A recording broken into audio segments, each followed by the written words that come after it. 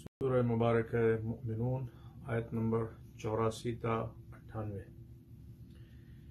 اعوذ باللہ من الشیطان الرجیم بسم اللہ الرحمن الرحیم قل لمن الارض ومن فيها ان كنتم تعلمون سيقولون لله قل افلا تذكرون قل من رب السماوات السبع ورب العرش العظيم سيقولون لله قل افلا تتقون قل من بيده ملكوت كل شيء وهو يجير ولا يجار عليه إن كنتم تعلمون سيقولون لله قل فأنا تسحرون. سورہ مبارکہ مؤمنون آیات 84 to 98. ان آیات میں بہت سے اہم پوائنٹس بیان ہوئے ہیں، جن میں سے چند ایک کچھ اس طرح سے ہیں: اللہ رب العزت کی مالکیت اور انکنڈیشنل مالکیت، اور اسی طریقے سے لوگوں پر مادیت کا جادو، ان کی جہالت اور غفلت ایمان کی راہ کی سب سے بڑی رکاوٹ. اللہ ایک ہے، وحدہ لا شریک ہے، اس کی یگانگت اور وحدانیت کی دلیل، ظالمین سے اور ان پر نازل ہونے والے عذاب سے نجات کی دعا، اور برائی سے مقابلے کا صحیح طریقہ، اور پھر آخر میں شیاطین کے شر اور وسوسوں سے اللہ کی بارگاہ میں پناہ. یہ 6 اہم پوائنٹس ہیں جو ان آیات میں اللہ رب العزت نے بیان فرمائے ہیں، اور ہم سب کے لیے ان میں نصیحت ہے. تو آئیے اب آیات کو پڑھتے ہیں اور ان کا ترجمہ آپ حضرات کی خدمت میں اور مختصر تشریح پیش کرتے ہیں. آیت نمبر 84. قل لمن الارض ومن فيها. اے میرے نبی، یہ لوگ کہ جو حق کا انکار کرتے ہیں اور اللہ کے بارے میں طرح طرح کی باتیں کرتے ہیں، آپ ان سے کہیے کہ یہ زمین اور یہ زمین میں جو کچھ بھی ہے یہ کس کی ملکیت ہے؟ ان کنتم تعلمون، اگر تمہارے پاس ذرا سا بھی علم ہے تو اپنے علم کو یوز کر کے بتاؤ، اپنے علم سے فائدہ اٹھاتے ہوئے بتاؤ کہ زمین اور زمین کے اندر جتنی مخلوقات ہیں یہ کس کی ملکیت ہے. اور ایسا لگتا ہے کہ جیسے یہ اللہ رب العزت آج کے دور کے انسانوں سے گفتگو کر رہا ہے. معصومین علیہ السلام نے بالکل بجا فرمایا ہے کہ قرآن ہر زمانے کی ضرورت ہے. آپ دیکھیں تو جس طرح اس زمانے میں اللہ کا انکار ہوتا تھا، آج کے زمانے میں بھی اسی طرح سے اللہ کا انکار ہو رہا ہے. اور یہ سوال جس طرح سے اس وقت ویلڈ تھا اسی طرح سے آج بھی ویلڈ ہے. اگر تم کہتے ہو کہ کوئی اللہ نہیں ہے اور تم اللہ کے بارے میں طرح طرح کی باتیں کرتے ہو، تو یہ بتاؤ کہ یہ زمین، اتنی وسیع و عریض زمین، ومن فیہا، اور زمین میں انگنت مخلوقات، یہ کس کی ملکیت ہے؟ اگر تم یہ کہتے ہو کہ تمہاری ملکیت ہے تو تم تو ایگزسٹ ہی نہیں کرتے تھے، تمہارے باپ دادا پردادا کوئی نہیں ایگزسٹ کرتے تھے. انسانوں کے ایگزسٹنس سے ملینز آف ایئرس پہلے سے زمین ایگزسٹ کرتی ہے، تو اس کا کوئی مالک تو ہوگا، کوئی وارث تو ہوگا. وہ کون ہے؟ اور پھر اتنی ساری مخلوقات، تم نے زمین اور زمین پر موجود مخلوقات میں سے کسی ایک کو بھی اگر بنایا ہو تو بتاؤ، کسی ایک چینٹی کو بھی اگر تم نے خلق کیا ہو تو بتاؤ. چینٹی کو چھوڑ دیں، کسی ایک دانے کو بھی اگر تم نے پروڈیوس کیا ہو، کریٹ کیا ہو تو بتاؤ. زمین اور زمین کے مخلوقات کو چھوڑ دو، خود تم اپنے اندر دیکھو. ایک انسان کے اندر 100 ٹریلین سیلز پائے جاتے ہیں، 100 بلین نہیں، 100 ٹریلین سیلز پائے جاتے ہیں. کسی ایک سیل کو بھی تم نے بنایا ہو تو بتاؤ. سر سے پیر تک اپنے وجود پہ غور کرو، کسی ایک بال کو بھی اگر تم نے بنایا ہو تو بتاؤ. تو کوئی نہ کوئی تو مالک ہے. وہ مالک کون ہے؟ قل من سیقولون للہ، جب آپ ان سے پوچھیں گے تو ان کا جواب یہی ہوگا الٹیمیٹلی کہ ملکیت تو سب کچھ اللہ کی ہے۔ قل افلا تذکرون، تو آپ ان سے کہیے کہ پھر تم یہ بات سمجھتے کیوں نہیں، کہ اس کے دین سے بغاوت کیوں، اس کے خلاف محاذ آرائی کیوں؟ قل من رب السماوات السبع ورب العرش العظیم، اے میرے نبی آپ ان سے یہ بھی کہیے کہ ساتوں آسمانوں کا رب کون ہے اور عرش عظیم کا رب کون ہے؟ سیقولون للہ، اس کے جواب میں بھی وہ یہی کہیں گے، آخر کار وہ یہیں پہ پہنچیں گے کہ اللہ کی ملکیت ہے۔ قل افلا تتقون، تو جب ہر جگہ اللہ کی مالکیت ہے، ہر جگہ اللہ ہی اللہ نظر آ رہا ہے، تو پھر تمہاری پریکٹیکل لائف میں اللہ کیوں نہیں ہے؟ تم گاڈ کانشس بن کے زندگی کیوں نہیں گزارتے؟ قل من بیدہ ملکوت کل شیء، آپ ان سے کہیے کہ ایک چیز ہوتی ہے ملک اور دوسری چیز ہوتی ہے ملکوت۔ ملک کا مطلب مالکیت اور ملکوت کا مطلب کنٹرول۔ ایک تو یہ کہ اللہ زمین و آسمان اور جتنی چیزیں ہم سوچ سکتے ہیں، جتنی چیزیں ہم نہیں سوچ سکتے، سب کا اللہ مالک ہے، اور دوسرا یہ کہ ہر چیز پر اللہ کا کنٹرول ہے، ہر چیز اسی کے مشیت کے مطابق چل رہی ہے۔ تو اے میرے نبی آپ ان سے یہ بھی کہیے کہ ہر چیز کا اختیار اور کنٹرول کس کے ہاتھ میں ہے؟ وَهُوَ يُجِيرُ وَلَا يُجَارُ عَلَيْهِ، اور وہ ایسا ہے کہ ہر چیز اس کی بارگاہ میں پناہ مانگتی ہے، اور اس کے اگینسٹ کائنات میں کوئی بھی طاقت، کوئی بھی شے کسی کو کوئی پناہ نہیں دے سکتی۔ ان کنتم تعلمون، اگر تمہارے پاس علم ہے۔ آپ دیکھیں تو ان آیتوں میں 2 مرتبہ اللہ نے علم کا ذکر کیا، مالکیت کا ذکر ہوا تو وہاں پہ بھی علم، اور ملکوت اور اللہ کے کنٹرول اور اللہ کے اختیار کا ذکر ہو رہا ہے تو وہاں بھی علم، یعنی علم ہے جو انسان کو خواب غفلت سے چونکاتا ہے، علم ہے جو انسان کو اللہ تک پہنچاتا ہے۔ سیقولون للہ، تو پھر ان کا جواب یہی ہوگا کہ کائنات کی ملکیت اور کائنات کا ملک یعنی کنٹرول دونوں اللہ کے ہاتھ میں ہے۔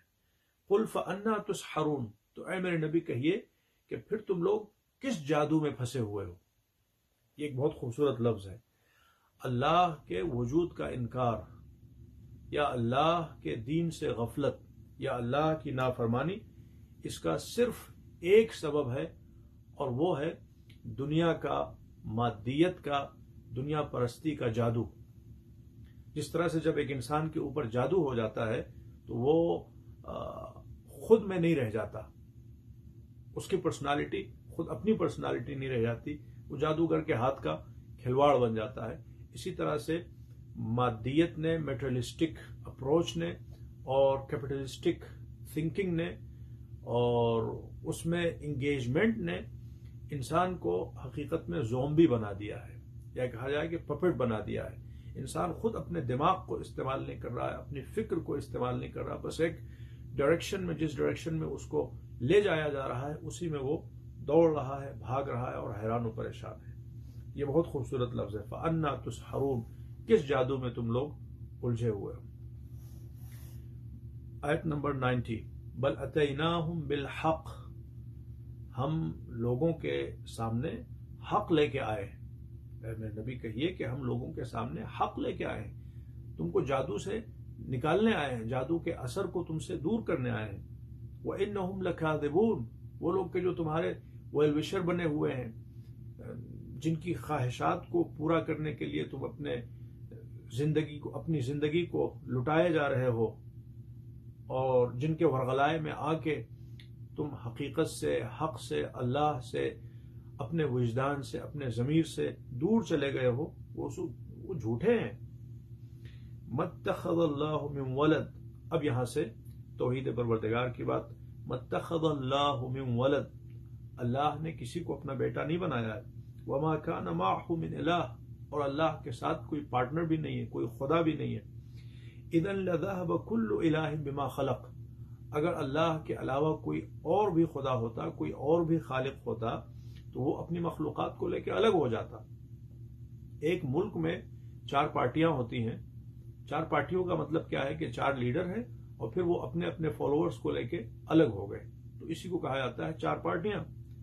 تو ایک ملک میں، چھوٹے سے ملک میں، جب 4 لیڈرز مل جل کے کام نہیں کر سکتے، وہ سب الگ الگ ہو جاتے ہیں، منتشر ہو جاتے ہیں، تو اتنے بڑے ورلڈ میں مختلف خدا کس طرح سے باہم تعاون کے ساتھ کام کر سکتے ہوتے؟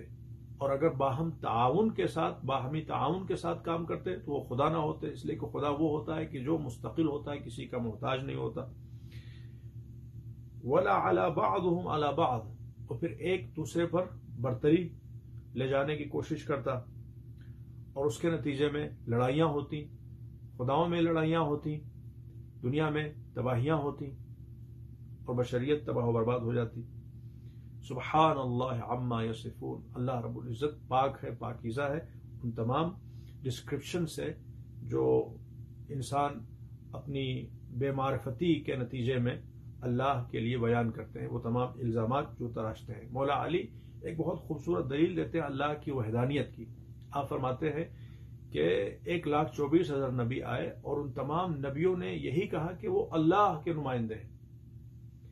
اگر اللہ کے علاوہ کوئی اور بھی خدا ہوتا تو وہ بھی اپنے نمائندوں کو بھیجتا، اپنے ایجنٹس کو بھیجتا، جنہیں پروفٹ کہا جاتا ہے، جنہیں میسنجر کہا جاتا ہے، مگر پوری تاریخ نبوت میں آج تک کوئی ایسا پیدا نہ ہوا 1,24,000 نبیوں میں جس نے یہ کہا ہو کہ وہ کسی دوسرے خدا کی طرف سے آیا ہے۔ اس کا مطلب کہ کوئی دوسرا خدا ایگزسٹ نہیں کرتا۔ عالم الغیب والشہادہ، وہ ہے کہ جو غیب کا جاننے والا بھی ہے اور جو حاضر ہے اس کا جاننے والا بھی ہے۔ غیب سے مراد جو نہیں ہوا ہے، یہ امام جعفر صادق علیہ السلام کا ارشاد ہے، غیب سے مراد جو ابھی تک نہیں ہوا ہے، شہادت سے مراد جو ہو چکا ہے، یعنی پاسٹ کا جاننے والا بھی اللہ ہے اور فیوچر کا مکمل علم بھی اس کے پاس ہے۔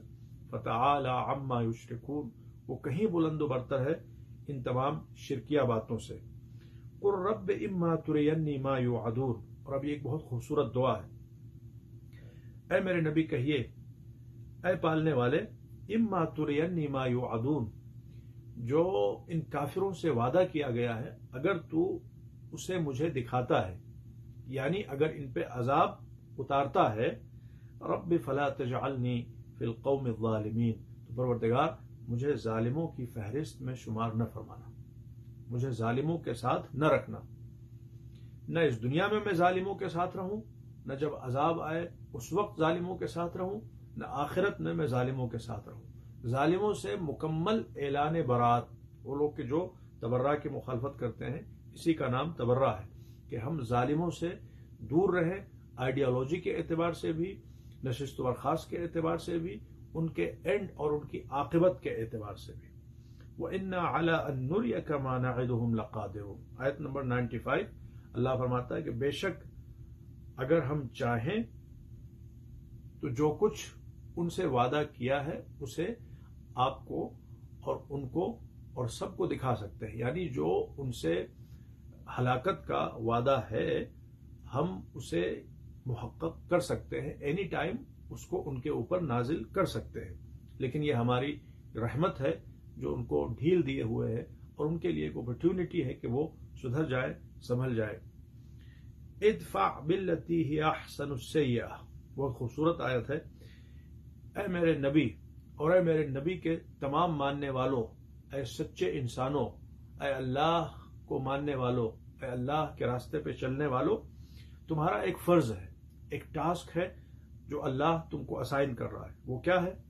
برائی سے لڑو، ادفع باللتی ہی احسن، لیکن برائی سے لڑائی میں خبردار پیش نظر یہ رہے کہ برائی سے لڑو مگر اچھائی کے ذریعے، ایسا نہ ہو کہ برائی کو مٹانے کی کوشش میں تم خود برائی کے راستے پہ چل پڑو۔ کاش طالبان اس آیت کو سمجھ جاتے، القاعدہ اس آیت کو سمجھ جاتے، اور دنیا میں جتنے لوگ دین کے نام پہ لڑائیاں کر رہے ہیں وہ اس آیت کو سمجھ جاتے۔ اسلام باطل کے خلاف، ظلم کے خلاف لڑائی کا حکم دے رہا ہے، مگر باطل کے ذریعے نہیں، ظلم کے ذریعے نہیں۔ برائی کے خلاف لڑائی کرو مگر اچھائی کے ذریعے۔ نحن اعلم بما یصفون، اور تم یہ نہ سوچو کہ ہم کو پتہ نہیں ہے اور تم تمام اختیارات کو اپنے ہاتھ میں لے کے اور جیسے چاہو ویسے بہیو کرو. نہیں، جو کچھ وہ کر رہے ہیں ہم جانتے ہیں، اور اگر ہم چاہیں تو ہم ان کو لمحوں میں مٹا سکتے ہیں. تو تم اپنے فرض کو انجام دو اور باقی نتیجے کو اللہ کے اوپر چھوڑ دو. اور آخری دو آیتیں، وَقُلْ رَبِّ أَعُوذُ بِكَ مِنْ هَمَزَاتِ الشَّيَاطِينِ. اور زندگی کے ہر پہلو میں، چاہے وہ باطل کے خلاف جنگ ہی کیوں نہ ہو، چاہے وہ باطل کے خلاف تمہاری اسٹرگل ہی کیوں نہ ہو، چاہے وہ امر بالمعروف ہو نہی عن المنکر ہی کیوں نہ ہو، زندگی کے ہر مرحلے میں تم اللہ کی بارگاہ میں شیطانوں کے وسوسوں سے پناہ مانگتے رہو. اس لیے کہ شیطان ہر وقت تمہاری طاق میں بیٹھا ہوا ہے، اور شیطان کے حملوں سے اور اس کے وسوسوں سے نجات صرف اور صرف اللہ کی بارگاہ میں پناہ مانگنے سے ہی مل سکتی ہے. وَأَعُوذُ بِكَ رَبِّ أَن يَحْضُرُونِ. اور ہمیشہ کہتے رہو پروردگار میں تیری پناہ مانگتا ہوں کہ شیاطین میرے پاس حاضر ہوں. یہ استعاذے کا حکم ہے. اور جب کبھی بھی انسان تنہا ہو، اس کے ذہن میں کسی بھی طرح کا وسوسہ آئے، کسی بھی گناہ کا وسوسہ آئے، یا اپنے کسی بھی رشتہ دار یا کسی بھی مومن کے خلاف کوئی ایکشن لینے کا وسوسہ آئے، یا پاسٹ میں اگر کسی نے کسی کو افینڈ کیا ہو اور اس کی گزشتہ باتیں یاد آ رہی ہوں، تو فوراً اس کو یہ سوچنا چاہیے کہ یہ اس کا نہیں ہے بلکہ شیطان کا کام ہے، اور فوراً شیطان سے اللہ کی بارگاہ میں پناہ مانگنی چاہیے. اللہ کی بارگاہ میں پناہ مانگنے کے دو طریقے، ایک تو بالکل سمپل جو ہم سب ریپیٹڈلی پڑھتے رہتے ہیں، اعوذ باللہ من الشیطان الرجیم. جیسے ہی وسوسے آئے فوراً انسان ٹھہرے اور کہے کہ اعوذ باللہ من الشیطان الرجیم، میں اللہ سے شیطان رجیم کی پناہ مانگتا ہوں. اور دوسرا طریقہ جو یہاں اللہ نے بیان کیا ہے، رب اعوذ بک من ہمزات الشیاطین، پروردگار میں شیطانی وسوسوں سے تیری پناہ مانگتا ہوں اور تیری بارگاہ میں التجا کرتا ہوں کہ شیطانوں کو میرے پاس حاضر ہونے سے روک دے. یہ دو جملے جو اللہ نے آیت نمبر 97 اور 98 میں بیان فرمائے ہیں، ان کو بھی مومنین یاد کر لے اور ان جملوں کے ذریعے بھی اللہ کی بارگاہ میں شیاطین کے وسوسوں سے پناہ مانگے. والسلام علیکم ورحمۃ اللہ تعالی وبرکاتہ، وآخر دعوانا ان الحمد للہ رب العالمین.